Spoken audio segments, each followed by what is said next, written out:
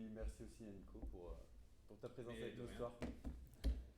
Bon, ben voilà. Alors du coup, effectivement, je viens pour vous parler de data mesh. Alors moi, ce que j'ai fait dans ma vie, j'ai fait pas mal de choses, hein. J'ai commencé à travailler dans le jeu vidéo en tant que programmeur, dans du développement, on faisait du C++, etc. C'est des beaux moments d'optimisation de code en assembleur sur la PlayStation 2, ce genre de choses. Et puis bon, après je suis allé sur pas mal d'autres sujets. Après j'ai fait un MBA en 2012 aux États-Unis et je suis revenu en France pour travailler en conseil, donc en stratégie digitale dans un premier temps, puis après data. Je suis peu sur les aspects techniques, mais bon, mon background technique m'aide à quand même comprendre les sujets digitaux et data. La difficulté qu'on a sur les sujets data, c'est qu'effectivement, souvent, tu as des gens qui sont très fonctionnels, des gens qui sont très techniques. Et puis entre les deux, les gens qui font le lien, c'est un peu des moutons à trois pattes qui sont difficiles à avoir. Donc moi, je me suis positionné là-dessus. Et voilà. Alors, à l'époque, j'étais dans différents cabinets de conseil. Avec Alim, on avait travaillé surtout sur le digital à l'époque. Après, dans d'autres cabinets de conseil. Et puis, plus ces derniers temps, je me concentre davantage sur, plutôt que faire des missions de conseil pendant 3 mois, 4 mois, en mode silo, etc.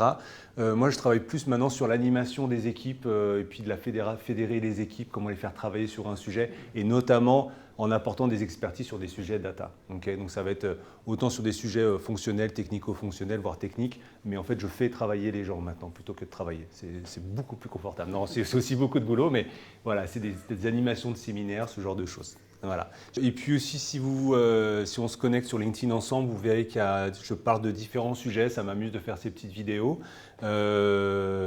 explicatives. Pour moi, c'est aussi pour arriver à faire comprendre ce que je fais. Et puis, c'est toujours un bon exercice de prendre un sujet, de le décortiquer, puis en 3 minutes d'en faire un sujet assez compréhensible comme sur les data mesh. Alors là, on va prendre un petit peu plus que 3 minutes. Mais sur des sujets qui sont entre justement le technique et le fonctionnel, comme les zéro party data, les data design sprint, etc. Et puis aussi, j'attaque pas mal sur les sujets d'intelligence artificielle. Et voilà, en gros. Le sujet du data mesh, alors c'est comme tous ces nouveaux concepts. Alors maintenant, c'est plus si nouveau que ça, le data mesh quand même. Ça fait quelques années qu'on en parle, ça a pris, ça n'a pas pris. Ce qui est intéressant sur ce sujet-là, c'est que c'est un concept qui englobe plein d'autres concepts et qui permet de prendre de la hauteur par rapport à l'architecture. Et en fait, c'est un sujet qui est à l'intersection de l'organisationnel, du fonctionnel et de la technique. Et c'est pour ça que c'est compliqué à mettre en place souvent, parce qu'il faut arriver à chapeauter tous ces piliers-là en même temps. J'aime bien le terme, même si c'est un petit peu peut-être too much de dire ça, mais c'est une approche socio-technique. C'est-à-dire qu'on prend autant les problématiques organisationnelles et on les traduit en termes d'architecture fonctionnelle et technique. Okay, donc en fait, il y a 4 gros piliers sur le data mesh. Le premier, c'est d'organiser la donnée par domaine. Donc il y en a de manière assez simpliste. Il y a le domaine marketing, le domaine supply chain, le domaine finance, le domaine RH. Donc on va commencer à dire qu'il y a finalement des domaines qui ont assez peu de redondance entre eux en termes de données. Il peut y en avoir, mais c'est de se dire qu'au final, les données RH et les données marketing, ça se recoupe assez peu. Ceci dit, parfois la finance et le marketing, ça se recoupe, mais ça ne se recoupe pas de l'ordre de 50 à 60%. On est quand même sur des intersections relativement faibles. Donc c'est de se dire ça. Mais c'est aussi on va voir un peu plus tard, on pourrait faire des domaines de données qui vont être plus liés à l'organisation de l'entreprise. C'est-à-dire, typiquement, pour avoir un domaine de données sur les ventes de l'Europe de l'Ouest pour une très grosse entreprise. Okay, je vais aller un peu plus dans le détail après. Après, on a le sujet de la gouvernance de la donnée qui va être du coup fédérée. Je expliquerai tout ça. C'est une évolution de la gouvernance de la donnée. Alors déjà, la gouvernance de la donnée centrale, bon, ça pose des problèmes chez tout le monde. Et là, c'est de le faire évoluer sur quelque chose de fédéré où les différents domaines, les différents métiers et ceux qui produisent et qui consomment la donnée sont plus en capacité, en autonomie sur la gouvernance. C'est un grand projet. L'objectif aussi, c'est d'avoir du self-service dans les domaines, c'est-à-dire qu'on enlève les dépendances aux équipes centrales data par tous les concepts qu'on va mettre en place en termes d'architecture. Du coup, on va leur mettre comme vous faites pour de la self-BI, vous mettez l'objectif généralement, c'est de mettre en autonomie les métiers à créer leurs propres rapports. Bon, dans la réalité, on sait souvent que finalement, ça reste l'équipe data qui va créer les rapports. Mais l'objectif final est quand même que les métiers aient des data analystes en interne, voire des data scientists, et qui fassent eux-mêmes les rapports. Okay, et le dernier sujet, qui est aussi très intéressant, c'est qu'on ne va plus considérer la donnée comme quelque chose de brut, comme si on se met à la place des équipes data ou IT, c'est pas dire bon, il y a de la donnée, on fait un peu de gouvernance, mais débrouillez-vous. Non, c'est pas ça. L'idée, c'est que du coup, maintenant, la donnée devient un produit en interne. Donc un produit avec des services autour. Okay, donc on conçoit la donnée de manière complètement différente, comme quelque chose qu'on vend, même si on vend entre guillemets, à des clients en interne. Et du coup, on va concevoir en fait tous ces entrepôts de données de manière complètement différente. S'il y a un moment où je vous perds, je pense que je ne vais pas vous perdre parce que vous connaissez ces sujets, n'hésitez pas à intervenir et si vous avez quelque chose à dire, n'hésitez pas. Okay, on est parti pour une petite demi-heure, 45 minutes. Voilà. Okay. Alors, ce que je vais commencer à dire, c'est que le data mesh, c'est des domaines de données. Là, j'en ai déjà parlé, effectivement, le service après-vente, les finances, les opérations, etc. Et l'idée, comme je disais, c'est qu'on part du principe, dites-moi si vous n'êtes pas d'accord avec ça, que finalement, entre le marketing et les opérations, ou marketing et services, là, c'est peut-être là où il y a les trois, où il y a le plus de, pas de dépendance, mais d'intersection entre les données. Où potentiellement, le marketing peut utiliser les données du service client et vice-versa. Mais souvent, il y a quand même une intersection qui n'est pas énorme. Si on prend le volume complet des données, si on prend toutes les définitions, toutes les métadatas, on va regarder que finalement, il y a assez peu d'utilisation des données clients, des données du service client dans le marketing. Idéalement, il faudrait davantage. Mais dans la réalité, on reste sur des domaines qui sont quand même chacun avec leur propre sauce et leurs propres données. Mais ceci dit, le data mesh, justement, il va quand même aider à ce que les domaines puissent échanger plus facilement et consommer la donnée entre eux. Et du coup, d'essayer toujours ce sujet de désiloter la donnée. Juste deux questions, excuse-moi. Première, quand tu parles d'opération, finalement, c'est le cœur métier des entreprises. Alors là, c'est très générique. Hein. Dans les opérations, dans une entreprise qui fait de la construction, on va dire, qui fait du BTP, ça va être les chantiers. C'est comment opérer les chantiers. Pour une autre entreprise, opération, ça serait autre chose. Là, c'est juste un exemple. Hein, parce que justement, je vais y venir après, on peut avoir en fait, dépendamment de l'organisation, on peut avoir des domaines complètement différents.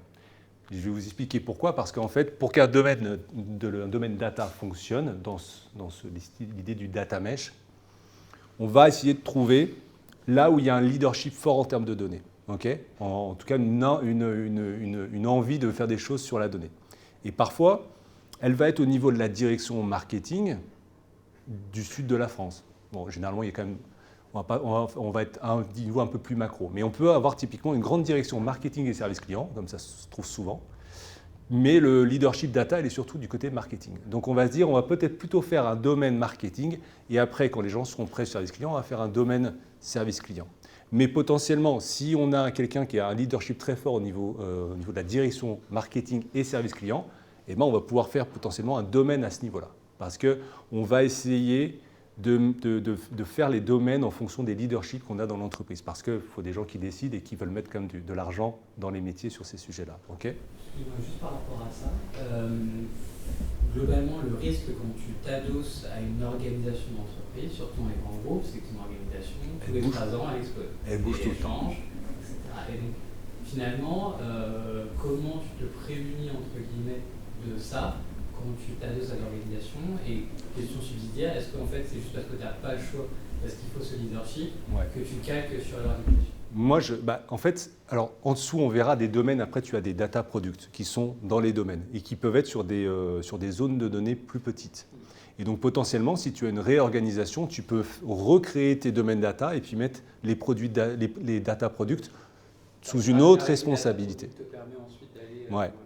Et en fait, là où c'est un peu plus difficile à faire bouger, c'est qu'en fait, c'est l'organisation et la gouvernance qui va être au niveau du domaine qui va bouger. Mais voilà, ça fait partie des problématiques, effectivement. C'est comment dans toute cette soupe de changements permanents des organisations et des têtes qui changent, etc., comment tu arrives à faire sous-changement. En termes d'architecture, il n'y aura pas de changement. C'est plutôt l'organisation et les process de gouvernance fédérés qui vont bouger. Et on va voir un petit peu comment ça fonctionne. Dans l'idée du domaine data, c'est que du coup, aussi, il y a une équipe tech data dans l'entité. Dans l'entité et le domaine. Donc c'est aussi de repérer ça. pour commencer un data mesh. On verra un peu les premiers pas après. C'est de dire, tiens, on a un bout d'organisation là où il y a des techs, il y a des data. Peut-être ça serait bien de commencer parce qu'il y a déjà, en termes d'organisation, il y a des gens de tech et data. Parce qu'en fait, on va mettre beaucoup de gens plus dans les métiers, et même les IT, data ingénieurs et data analystes, etc.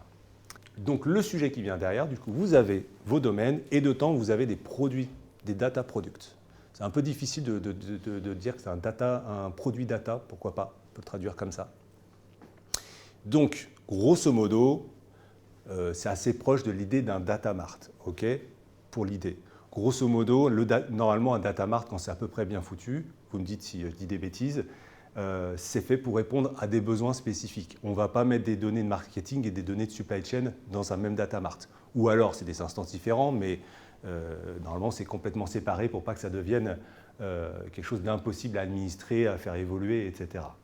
Donc, le data product, il va ressembler en fait à un data mart dans le sens où il est destiné à des utilisateurs précis qui ont des besoins précis. Et donc, potentiellement, ça veut dire qu'avec les mêmes données, alors, je vais prendre un exemple. On va prendre les données. Allez, on va prendre des données du marketing. Je me demande si je n'avais pas un exemple parce que je ne me rappelle plus de mon exemple. Ouais, si c'est ça, il va venir après. C'est bien foutu. Voilà, donc l'idée, c'est le data product. On a un besoin ou des besoins qui se ressemblent pour des utilisateurs précis. Et du coup, on le modélise et on le gère pour répondre à ce besoin. Et pas pour répondre à tous les besoins. C'est-à-dire, potentiellement, on peut faire des data products avec les mêmes données, mais pas pour répondre aux mêmes besoins. Peut-être il y a un besoin de data science d'un côté et il y a un besoin d'activation client. Je ne sais pas si ça vous parle, l'activation client, c'est avec les outils de campagne email, etc. Et du coup, c'est la même donnée, mais elle est peut-être modélisée de manière complètement différente. Et du coup, on va avoir des modélisations différentes, peut-être avec les mêmes données. On va éviter ça, mais l'idée, c'est que sur un data product, ça répond à un besoin. Comme en stratégie de marketing, en marketing stratégique, quand on crée un produit, c'est pour répondre à des besoins des utilisateurs et pas pour répondre à tous les besoins de tous les utilisateurs du monde. Si vous faites ça, votre produit, là je ne parle pas de data product, mais je parle de produit, c'est une machine à gaz, quoi, grosso modo. Et du coup, une même donnée, on peut la ranger à plusieurs endroits en même temps en base, ou on crée plusieurs vues d'une même table Alors, je ne vais pas aller sur l'aspect technique de la vue, de la table, etc. On va plutôt parler d'un produit qui va ressembler grosso modo. Alors, sur l'aspect technique, ah oui, d'accord. Toi, ta question, c'est de dire, est-ce qu'on a une base de données, en fait, on crée des vues de cette base de données différentes? C'est surtout, mettons que Monsieur Michu est un client qui a fait 30 ventes. Monsieur Michu, on le range à plusieurs endroits différents. On le range à un endroit et chacun des data mart va venir chercher au même endroit. Normalement, en fait, le data mesh, il n'a pas vocation, et les data products n'ont pas vocation, je réponds en deux phases, il n'a pas de vocation à être, il pourrait, mais être le single source of trust. Donc, ça veut dire qu'en fait, la donnée, il va la récupérer de systèmes déjà existants. Okay. Mais potentiellement, ça pourrait être utilisé comme ça. Et c'est là de voir ce qu'il est le besoin. Si tu as un besoin à un moment qu'une donnée modélisée de telle manière, elle réponde à un besoin spécifique, tu la modélises comme ça. Et potentiellement, tu peux créer un data product qui, lui, va s'alimenter de ce data product et qui va être modélisé de manière différente. Okay. À toi, si tu veux que tes produits de data product deviennent des single source of trust, c'est à déterminer. On reviendra après quand on aura un peu plus les concepts. Mais c'est des questions qui sont complètement légitimes. Et effectivement, on est plus normalement sur de la donnée structurée sur ces data products, pour que ce soit plus opérant et plus efficace. Je ne dis pas que le data lake n'est pas efficace, mais voilà, c'est plus pour que ça puisse répondre à plus de besoins plus rapidement en termes d'activation, de temps réel, etc. On est sur une histoire de temps réel plutôt. Donc, pour faire très simple, on a notre domaine marketing.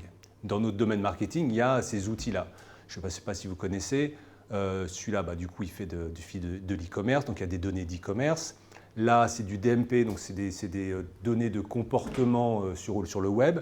Et là, Adobe Campaign, je ne sais plus s'il s'appelle Adobe Campaign, mais s'il change de nom tout le temps, on est sur un outil qui envoie des campagnes marketing, voire qui en automatise. Okay. Donc, on a notre domaine marketing. On a différents besoins. On a le besoin 1 qui est vraiment très spécifique, ça peut être un peu plus large, j'ai besoin des data products. Mais là, on a un besoin d'utilisateur, c'est d'envoyer des SMS pour confirmation de commande. On a un besoin de retargeting par email pour panier abandonné. On a un besoin 3 de performance marketing, etc. Donc en fait, on va créer des produits, on va regrouper des besoins qui se ressemblent et modéliser notre data product et s'alimenter des bons endroits pour créer notre data product. Et du coup, là, typiquement, on est plus sur des données qui vont regrouper des données d'activation des clients. Je vais un peu sur du marketing, je suis désolé, de data marketing. Là, on va mettre ensemble des données de comportement et des données de campagne. Et du coup, on va créer un data product qui va pouvoir répondre à ces besoins. On a besoin de recouper ces données-là. Là, ici, on est plus sur des besoins d'analyse. Okay, donc potentiellement, on pourrait peut-être couvrir ce data product. Là, on est sur des besoins d'activation, grosso modo. Et là, on est sur des besoins d'analyse, de reporting. Donc potentiellement, il n'est pas idiot de faire deux data products pour répondre à des besoins qui sont différents. Parce que la modélisation est différente. Et peut-être il y en a un, même si je vous ai dit que c'est plus structuré généralement la donnée, peut-être il y en a un qui sera plus en non structuré parce que ça répondra mieux aux besoins. OK. Alors du coup, ça duplique de la donnée, etc. Après, il y a la problématique de comment ça fonctionne et comment ça interagit tous entre eux. Bon, là, je ne vais pas aller trop là-dessus, mais je vais passer un peu là-dessus parce que c'est l'histoire de la qualité de la donnée dans les data products. Il y a plusieurs modèles qui existent. Ce n'est pas le plus intéressant pour comprendre l'ensemble. En tout cas, effectivement, l'idée, c'est qu'on pense la donnée pas par rapport à comment elle est stockée, mais par rapport à comment elle est utilisée. Ça change le prisme, et c'est-à-dire que quand on est responsable d'un data product, en fait, on est responsable pas de la donnée, mais on est responsable de la bonne utilisation de la donnée. Et ça change complètement la manière, parce que du coup, on répond à des besoins clients. Et d'ailleurs, du coup, les responsabilités de data product sont dans les domaines, donc sont pas dans l'équipe data centrale. Et du coup, ça veut dire qu'on n'a pas juste la responsabilité sur la donnée elle-même, mais on a la responsabilité sur aussi les API qui sont autour, aussi sur le fait qu'elles soient bien envoyées, etc. Ça augmente le périmètre de responsabilité, en fait. C'est ce que j'ai noté, en fait. Quoi qu'il en soit, c'est tout pour que les utilisateurs du produit data soient heureux, en tout cas, qui comprennent la donnée, qui savent l'utiliser et qui savent la découvrir. Okay ? Et c'est du coup, là, il y a un nouveau... alors, le data product owner, il a plein de définitions possibles. Là, on peut l'appliquer davantage parce que le product owner, normalement, sans parler de data, il est responsable d'un produit. Okay ? Alors, il fait aussi des backlogs, etc.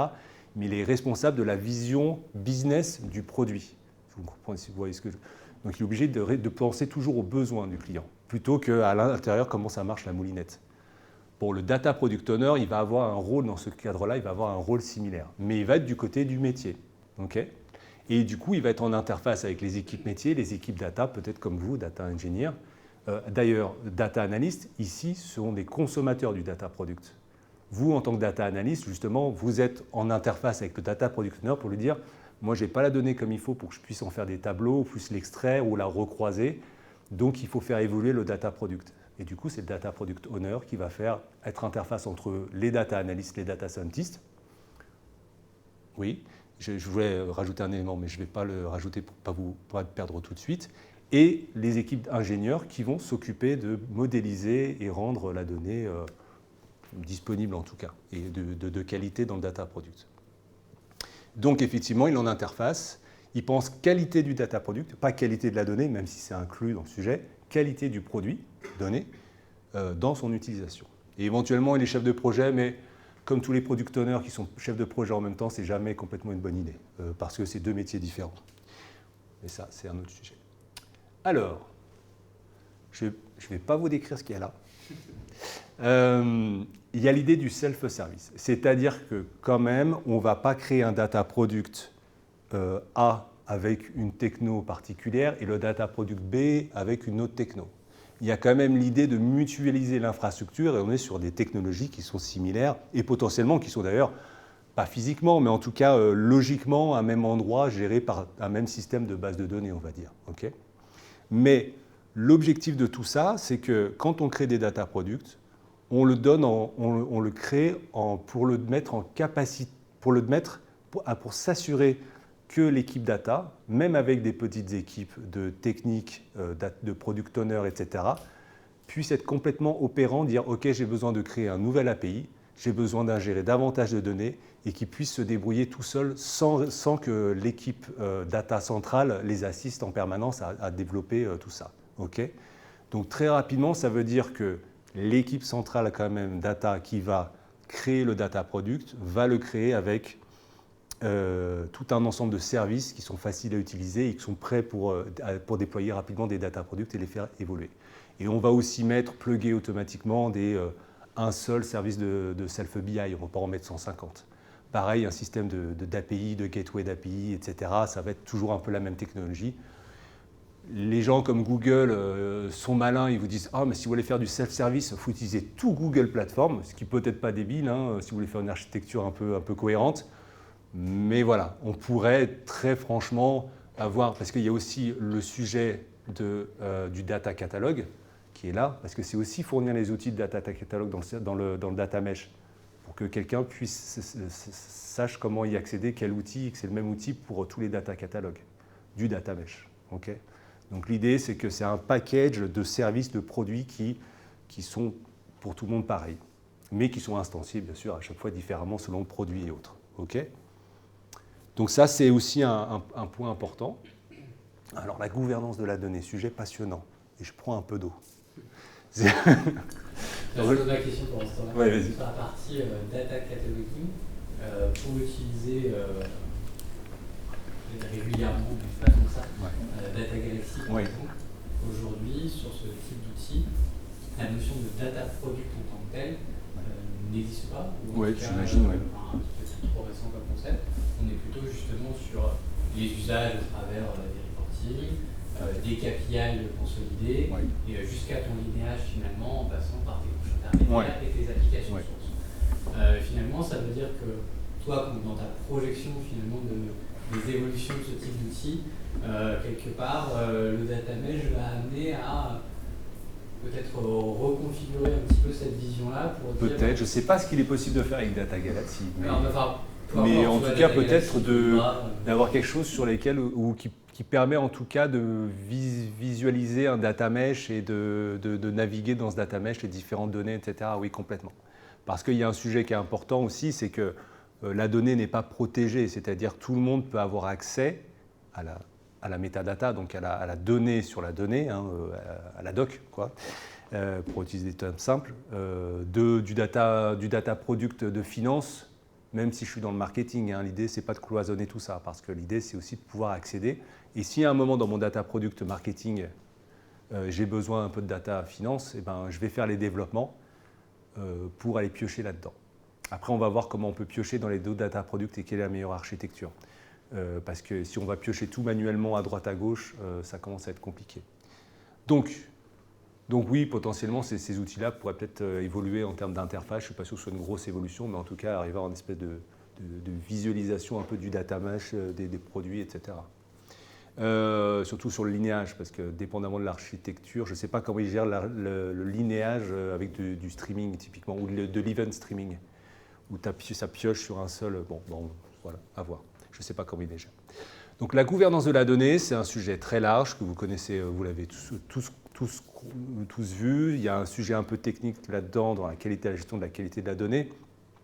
Mais c'est surtout une histoire d'avoir de la donnée de qualité et plein d'autres choses. Je ne vais pas aller dans le détail. Mais l'idée, c'est que, en tout cas, le point principal qui m'intéresse, c'est de dire que le domaine le domaine marketing, lui qui a la responsabilité d'un data product avec, on va dire, les données de campagne, on va dire, des campagnes email, ça ne va pas être l'équipe centrale data qui va mettre en place la gouvernance, c'est surtout elle, c'est l'objectif, c'est qu'elle soit en autonomie pour pouvoir faire sa gouvernance et c'est aussi ses remédiations de qualité de données, etc. C'est-à-dire que souvent, je ne sais pas ce que vous voyez dans vos différentes entreprises, mais le sujet de la gouvernance de la donnée, les processus d'autorisation, des politiques de sécurité, tout ça, généralement, c'est très centralisé dans les équipes data. Et ils ont énormément de mal à d'ailleurs embarquer les métiers, même à travailler sur la qualité de la donnée. Je pense que ça évolue, mais pas des masses. Avec ce sujet-là, en fait, et c'est un peu aussi la problématique du data mesh, je viendrai après, c'est-à-dire que en fait, tu ne vas pas pousser des data products à des gens qui n'en veulent pas. Donc, si tu fais des domaines data dans le data mesh et tu fais des data products, ça veut dire que les métiers sont OK pour faire ça et comprennent l'intérêt. Et s'ils comprennent l'intérêt, donc du coup, a priori, ils vont vouloir prendre une partie de la gouvernance. Parce qu'en fait, c'est comme toutes les architectures data, hein, si personne n'en veut, personne n'en veut, quoi. Et du coup, ça va être l'équipe data en permanence qui va pousser. Non, mais regardez, c'est vachement bien notre data lake. Oh, ça nous a coûté 150 millions, donc si vous pouvez l'utiliser, ça serait bien. J'ai vu ça. Hein. J'ai vu ça dans certaines compagnies d'assurance que je ne citerai pas. Mais voilà, donc ça veut dire qu'on a des parties de la gouvernance de la donnée qui vont être poussées du côté du métier. Ce n'est pas poussé, mais c'est parce que ça devient leur responsabilité.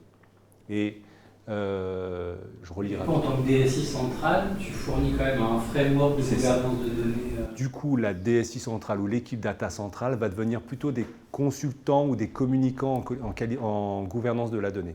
Ils vont produire des process qui sont potentiellement adaptables dans les métiers, mais ils vont être effectivement plus comme une espèce d'équipe de consultants pour moi, de consultants à dire quelles sont les bonnes pratiques, aussi de qualifier les bonnes pratiques qu'ils veulent pour leur entreprise, mais ça ne va pas être de clarifier et créer les processus dans les métiers.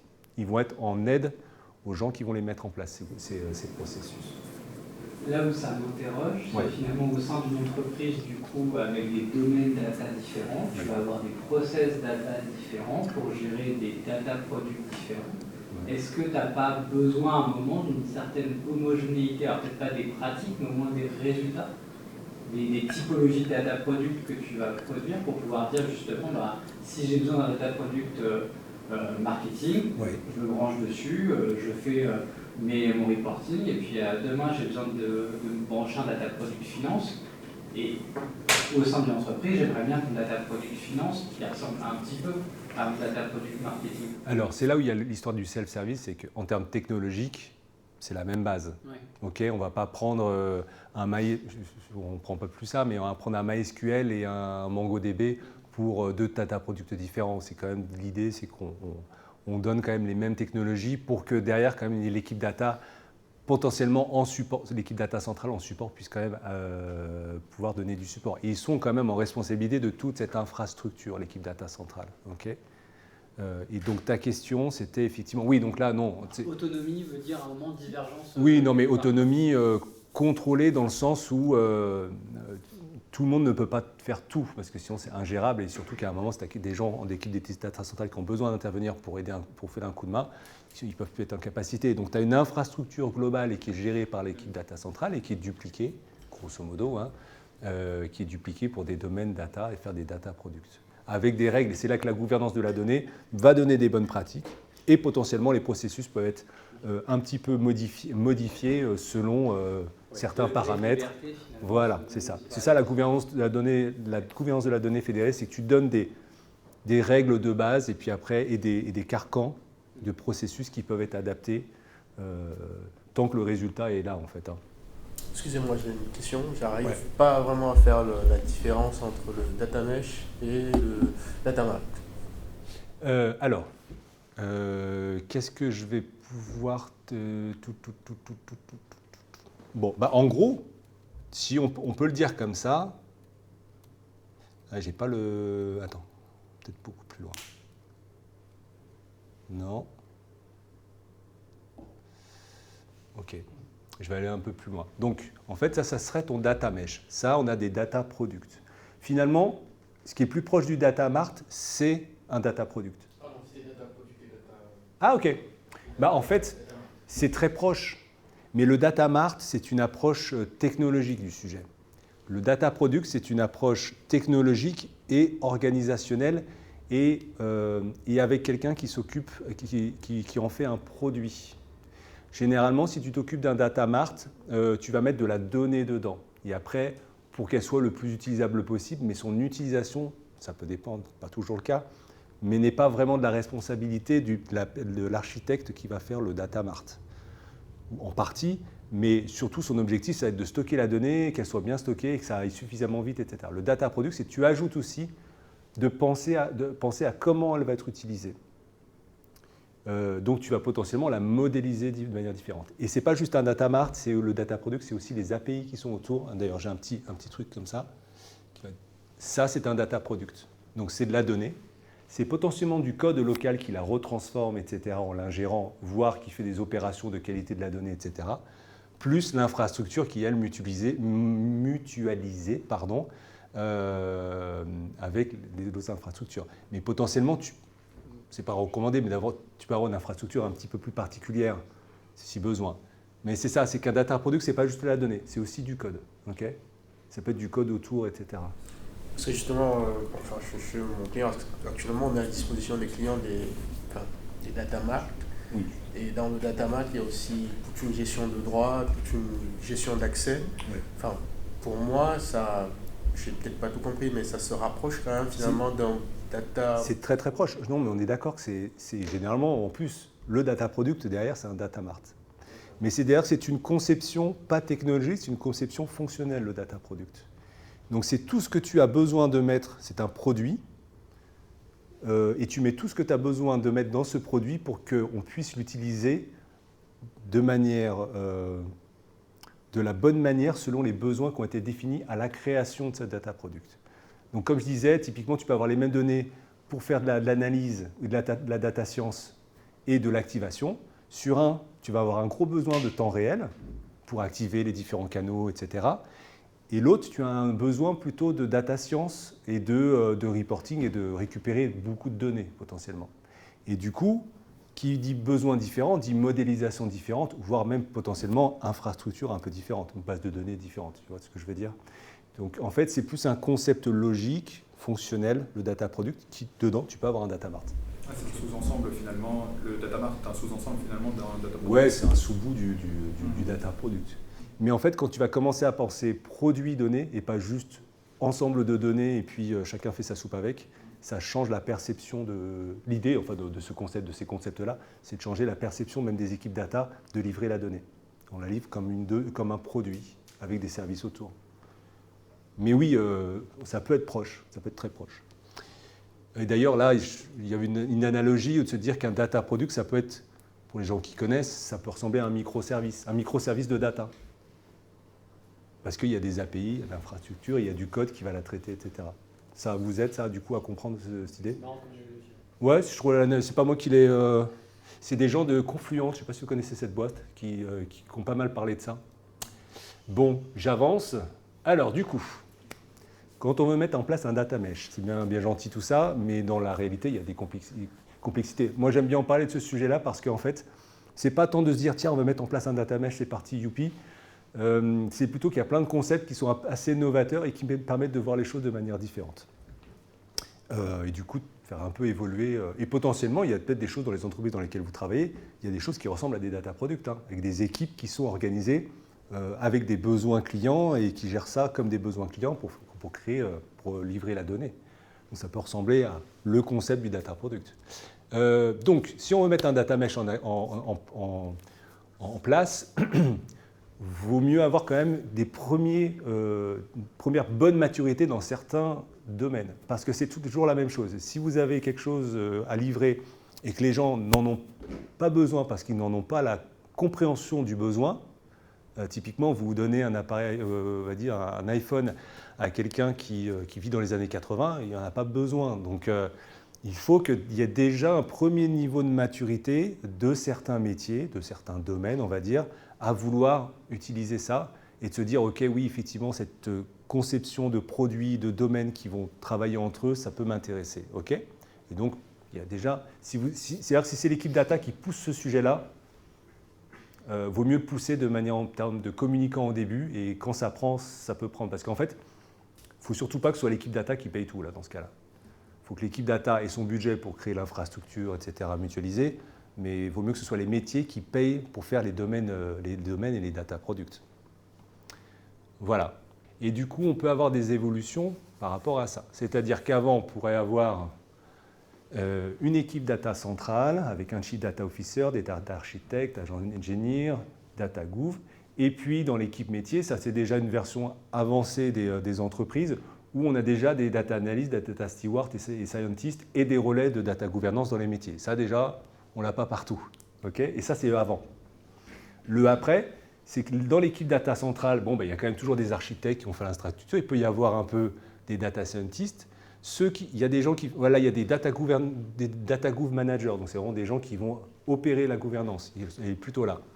Ici, on va avoir plus, comme je disais, des consultants data gouvernance qui vont pousser les bonnes pratiques, mais pas à la mettre en place, parce que ce n'est pas leur responsabilité. L'équipe data centrale n'a pas de données en responsabilité. Ils ont surtout la stratégie du data mesh et comment le mettre en place, mais ils n'ont pas de responsabilité sur les données. C'est seulement les domaines qui ont cette responsabilité. Et donc les équipes métiers, / domaines, ils vont avoir ces data product owners, des data analystes bien sûr, les data scientists et ceux qui opèrent la data gouvernance, ils sont vraiment ici. Okay, donc, déjà, effectivement, c'est pour ça que il est vieux, enfin il est vieux, il a déjà au moins 4-5 ans, hein, ce sujet de data mesh, on entend parler. Mais avant le data mesh, en France, on n'a pas encore beaucoup d'équipes qui marchent comme ça. Alors que il faut déjà avoir ça, parce que si on a des équipes métiers sans data steward déjà de base, sans personnes qui font de la data gouv, jamais vous mettrez un data mesh en place parce qu'il y a zéro maturité dans les métiers. Donc il faut vraiment qu'eux arrivent à se dire, OK, on a vraiment envie d'utiliser de la donnée, on a vraiment envie d'être opérant avec notre propre donnée, de ne pas dépendre des équipes data pour faire des reporting, etc. C'est comme ça que ça évolue petit à petit. Mais c'est long. C'est long. Donc grosso modo, effectivement, vous avez votre data mesh et puis il y a des choses qui vont rentrer dans le data mesh. Je vais aller un petit peu plus dans le détail quand je dis rentrer dedans, ok? Je ne vous inquiétez pas. Donc ça, je trouve que c'est une vision intéressante, on en a parlé. Le data product, c'est de la donnée, c'est du code qui peut opérer cette donnée, qui peut la transformer potentiellement, ou qui peut même avoir des petits processus de qualité de la donnée au sein du data product. Et l'infra, mais l'infra, pour moi, elle est plutôt mutualisée. Qu'est-ce qui est power de data and de code? Bon, voilà. Pour moi, c'est la partie qui est mutualisée avec tous les data products, ça. Donc, la problématique, c'est qu'on n'a pas envie que nos data mesh ressemblent à ça, avec ce qui est souvent dans les architectures, c'est du point à point, dans tous les sens. Là, dans la mesure où on va créer plein de data products, et l'idée, c'est aussi de créer rapidement des data products. C'est-à-dire, en 2 semaines, on crée un data product. C'est l'idée. Si on commence à avoir 200 data products et on fait que du point à point, c'est l'enfer. C'est impossible. Impossible de maintenir un data mesh. Donc, on va essayer de trouver une solution. Et les gens de Confluent, ce qu'ils disent, et je trouve ça très judicieux, c'est qu'on va faire de l'event streaming. Donc ça, peut-être, ceux qui sont plus un peu techniques, architectes, ils connaissent mieux. C'est-à-dire que... Alors, ça, ce n'est pas pour ingérer en dehors du data mesh, mais on va pouvoir quand même le projeter pour ça aussi. C'est-à-dire que j'ai un produit qui va du coup écrire dans un stream la nouvelle donnée qui va être créée. Parce qu'on va dire que c'est lui qui est responsable de cette donnée d'une manière générale ou c'est lui qui a l'autorité dessus. Donc il va dire, tiens, j'ai une nouvelle donnée, hop, je le pousse dans un stream. Et en fait, les autres data products, s'ils en ont besoin, ils vont aller sur le stream et regarder si cette donnée, eux, ils en ont besoin dans leur data product. Okay, et donc, on n'a pas du data product à data product. Et ce qui est intéressant du coup, c'est que dans l'idée où on a des data engineers directement dans les équipes métiers qui s'occupent de data product, il y a quelqu'un du métier qui dit, bon, ben là, moi, pour faire mon analyse, dans mon data product, j'ai aussi besoin de finance, du chiffre d'affaires, de je ne sais quoi, etc. Et ben, le data engineer ne va pas les piocher dans le data product, il va regarder dans les streams, effectivement, où la donnée est publiée, pour aller la récupérer, comme ça. Okay, et du coup, il va la ponctionner au besoin. Mais ça veut dire aussi que la donnée est bien sûr complètement ouverte pour tout le monde. Hein. Ça vous parle, hein, comme c'est les event streaming, etc., ce système-là? Et là, ce qui est intéressant par rapport à ça, c'est qu'on est sur le temps réel, ça me fait toujours un peu rigoler, mais on est plus sur du temps réel plutôt que sur des batchs qui vont envoyer de la donnée une fois tous les 3 heures. Donc elle peut se propager automatiquement, mais elle se propage seulement s'il y a des gens qui la consomment. S'ils ne sont pas intéressés par cette donnée, si moi, data product supply chain, l'ouverture des... je recommence parce que j'avais main sur le micro. Si moi, data product supply chain, je ne suis pas intéressé par la donnée d'ouverture des campagnes marketing, ben, je ne vais pas la consommer. Mais par contre, si à un moment j'en ai besoin, ben, peut-être je vais aller la consommer. Je ne pense pas que j'en aurai besoin dans la supply chain. Du coup, c'est plus hautement scalable. Et surtout, on peut historiser et rejouer aussi. Ça, je connais moins pourquoi on a besoin, mais parfois, ça peut être intéressant de rejouer les events, etc., pour s'il y a eu des problèmes, ça a décroché ou je ne sais quoi. Et voilà. Bon, moi, je ne suis pas spécialisé microservices, mais a priori, les event streaming, c'est plutôt ce qui est utilisé sur les microservices. Et du coup, cette idée de stream, pour ingérer la donnée des microservices, c'est un peu plus, ça se met en place plus facilement. Oui, j'ai une question. On est d'accord que le data product, c'est quelque chose qui est déjà préparé pour répondre à un besoin de métier. Ouais, oui. Donc là, s'il y a un data product B, il veut des données d'un data product A, mais le B, il ne répond pas à la même question que le A. Donc peut-être qu'il a besoin de la donnée de marketing, par exemple, mais pas la donnée préparée pour ce besoin-là, mais la donnée source peut-être. Peut-être. Mais du coup, ce qui va être intéressant, si on étend ça à l'extérieur du data mesh, plutôt ce qui peut être intéressant, c'est plutôt on a un outil, typiquement, moi je connais beaucoup les outils de marketing, on a Adobe Campaign qui envoie les données des ouvertures des emails ou des campagnes. Il ne va pas les envoyer au data product marketing, il va l'envoyer à un event, un stream, et les gens et ceux qui en ont besoin vont se connecter au stream. Je ne sais pas si ça répond à ta question du coup. Je n'ai pas l'impression d'avoir bien répondu à la question. Oui, alors ce que vous dites, c'est qu'il y aura la source qui va se connecter à ce streaming, oui. Et tous les data products vont consommer de ce streaming-là. Oui, c'est ça. Okay. Donc finalement, il n'y a pas une communication entre les data products, mais c'est plutôt les data products, ils vont tous alimenter. Oui. La même ce que grille. je comprends, c'est que si tu as un data product qui a modélisé ta donnée d'une certaine façon, et que tu as d'autres data products qui ont besoin de cette donnée modélisée de la même façon, plutôt que de reproduire ta modélisation, tu vas te brancher à une sorte de data product racine, et ensuite tu vas tirer les data products qui vont aller chercher directement ta donnée modélisée. Par contre, dans le cas où tu as besoin d'avoir la source, bah ouais, tu vas aller chercher la source. J'imagine que finalement tu vas aller chercher la donnée là où elle est disponible selon ton besoin de ton data product B. C'est ça.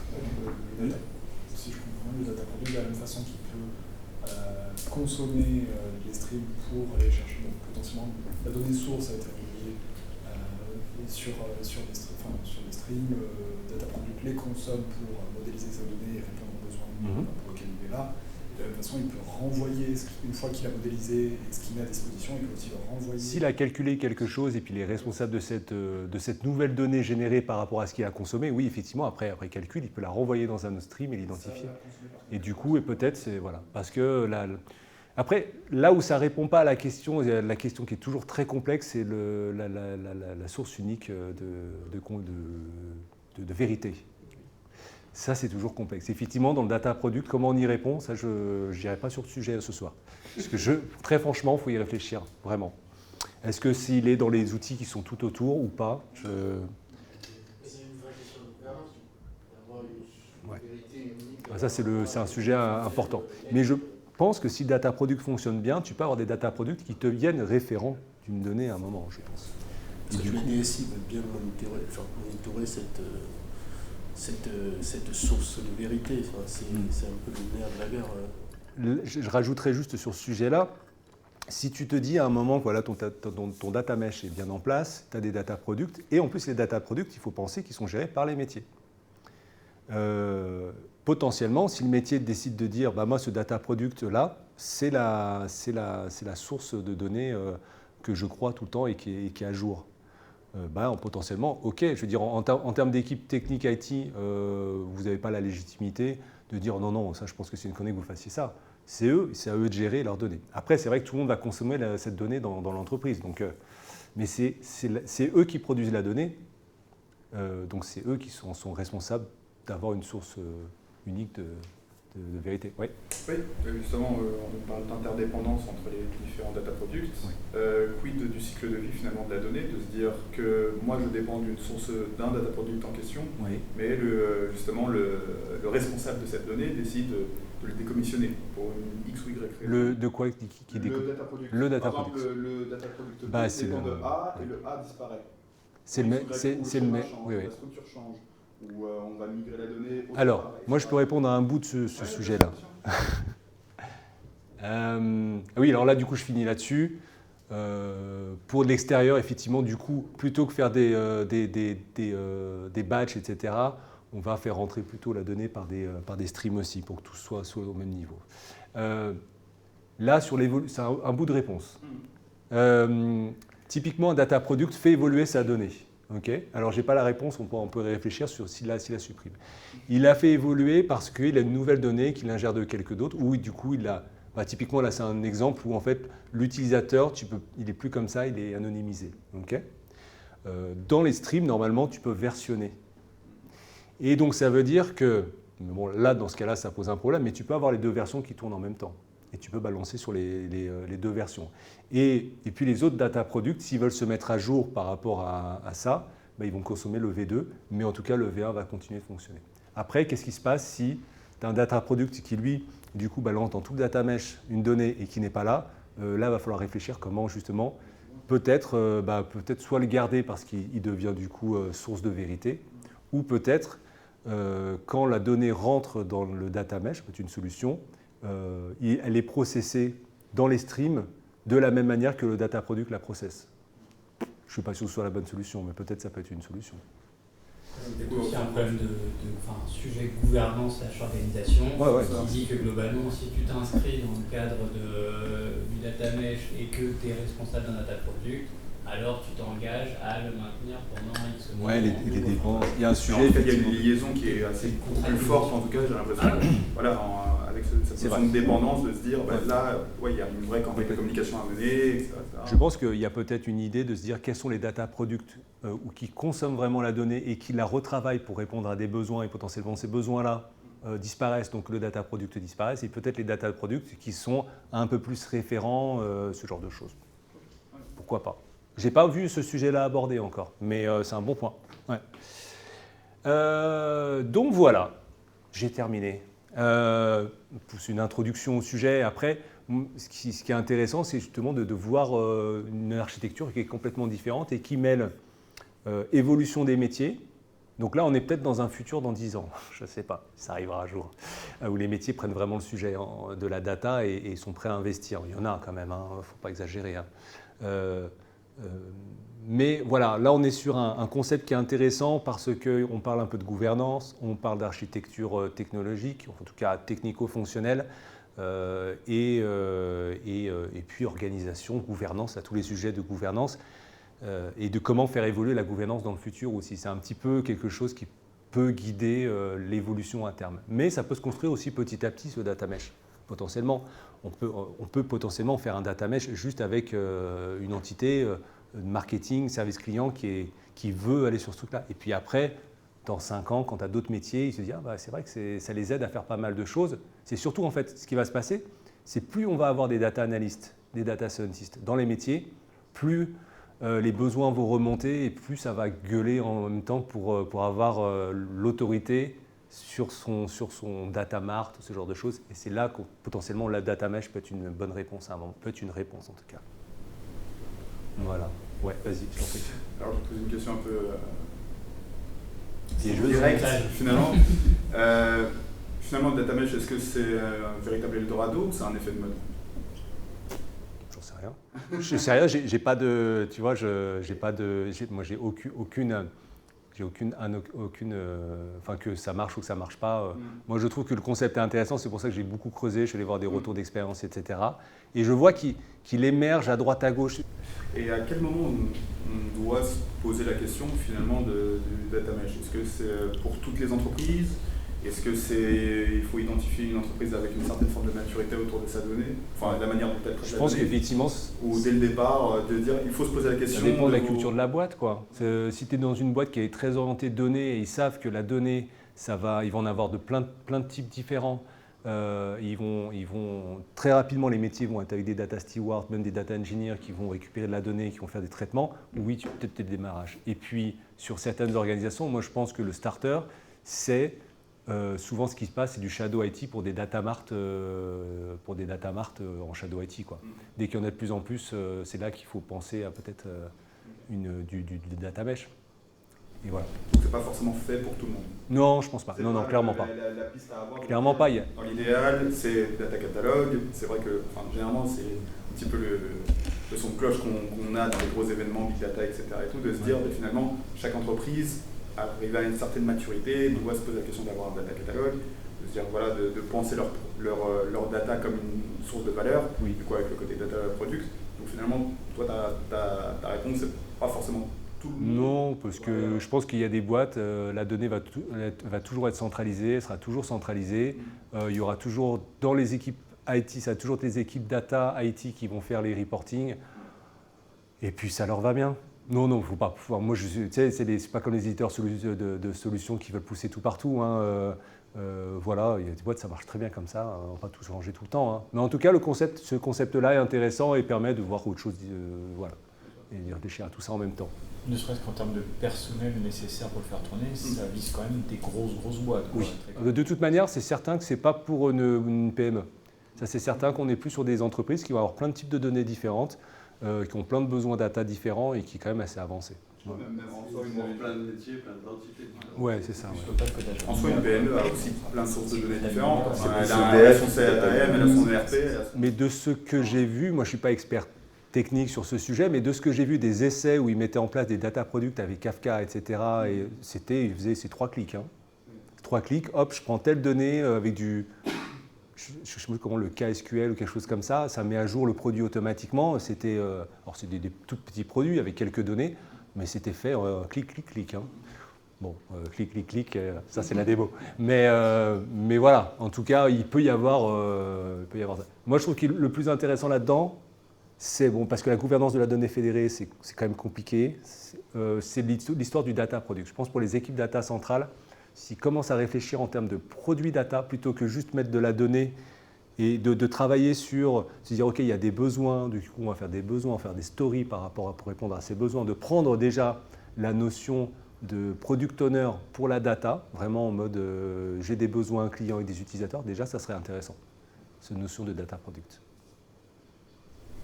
Et justement, tu parlais d'éditeurs. Est-ce que tu as des éditeurs ou des solutions qui t'ont popé un peu sur le marché? Il y en a qui, en fait, ils reconditionnent tout leur environnement et ils font, ça fait un data mesh, ça.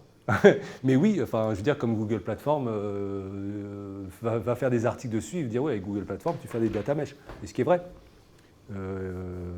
Parce que tu as tout l'environnement, tu as les API, tu as les infrastructures, tu as les bases de données, tu as des choses pour faire de l'event streaming, etc. Donc tu as tous ceux qui ont des environnements, des infrastructures des technologies très larges autour de la donnée, généralement peuvent faire du data mesh. Parce que finalement, il n'y a pas de nouvelles technologies qui est mise en œuvre, c'est simplement des technologies qu'on connaît, avec peut-être juste la partie streaming qui est un peu plus avancée peut-être. Voilà, plus avancée, ça veut dire. Et finalement, il n'y a pas de nouvelles technologies qui ne seraient pas déjà disponibles chez... Oui, c'est ça, ou technologiquement, c'est la même chose. Éventuellement, l'administration de tout ça, mais c'est une histoire d'interface au final. Donc non, technologiquement, il n'y a pas d'avancée majeure. Et puis, il y a déjà suffisamment de... Non, mais en termes de ouais. Voilà. Finalement, on doit modéliser, on doit créer une pipeline. Pardon, excuse-moi. Comme il a dit, par rapport à son commentaire, il n'y a rien qui change par rapport à ce qu'on fait avec un data mart, par exemple. Enfin, il y a toujours la modélisation, il y a toujours la création des pipelines. Oui, complètement.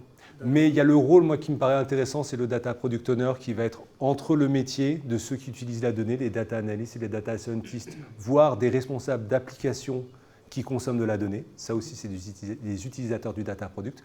Il y a ce rôle-là qui peut être extrêmement intéressant déjà à mettre en place dans les équipes data. Je ne sais pas, vous, si vous avez des besoins comme ça. Alors, le data product owner, pour l'instant, il a plein de rôles différents, hein, mais il ne pense pas complètement encore la donnée comme un produit. Mais ça, je trouve que déjà en soi, c'est un concept intéressant, une évolution intéressante. Voilà. On s'arrête là? Oh, c'est bien. Ouais. On peut Merci. continuer cette conversation autour d'un. Merci.